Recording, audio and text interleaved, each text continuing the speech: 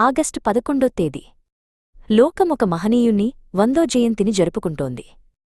ఆయనే మాస్టర్ ఈకే ఎక్కిరాల కృష్ణమాచార్య. ఆయన ముఖంలో ఒక విలక్షణమైన తేజస్సు, కళ్లలో అనంతమైన కరుణ ఉండేవి. ఆయన జీవితం ఒక తెరిచిన పుస్తకం.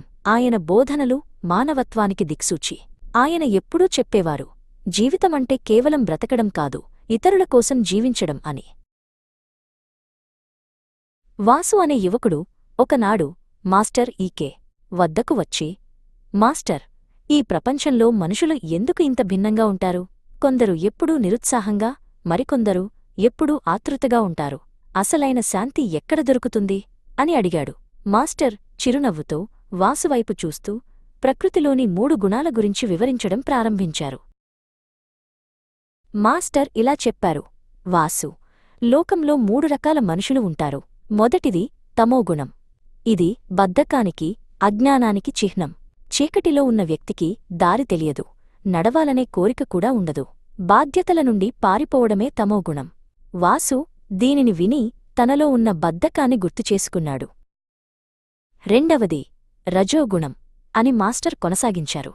అక్కడే పనులలో నిమగ్నమై ఉన్న గౌరీ అనే శిష్యురాలిని చూపిస్తూ, రజోగుణం అంటే అంతులేని కోరికలు, వేగం మరియు అశాంతి.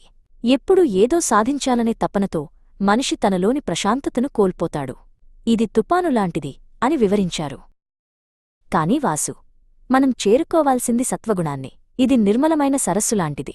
సత్వగుణమున్న మనిషి ప్రేమతో, క్రమశిక్షణతో ఉంటాడు. అతడు తన బాధ్యతలను భగవంతుని సేవగా భావిస్తాడు.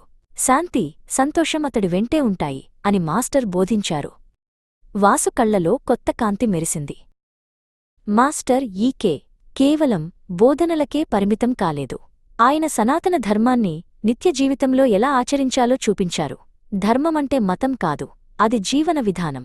ఉదయాన్నే లేవడం నుండి రాత్రి పడుకునే వరకు ప్రతి పనిలో క్రమశిక్షణ ఉండాలి. అదే యోగం అని ఆయన శిష్యులకు నేర్పేవారు. ఒకరోజు సాయంత్రం మాస్టర్ వాసుతో, అందరిలోనూ ఉండేది ఆ పరమాత్మే. ఆయననే మనం అంతర్యామి అంటాము.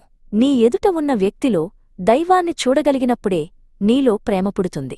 సేవే దైవం, ప్రేమే మార్గం అని చెప్పారు. ప్రతి మనిషిలో ఉన్న ఆ దివ్యత్వాన్ని గుర్తించడమే జ్ఞానమని ఆయన సందేశం. మాస్టర్ జీవితం త్యాగానికి నిలువెత్తు రూపం. ఆయన హోమియోపతి వైద్యం ద్వారా వేలాది మందికి ఉచితంగా చికిత్స చేసేవారు. రాత్రి పగలు తేడా లేకుండా రోగుల వద్దకు వెళ్లేవారు. మందులు శరీరానికి మాత్రమే, కాని ప్రేమ ఆత్మకు చికిత్స చేస్తుంది అని ఆయన విశ్వసించేవారు.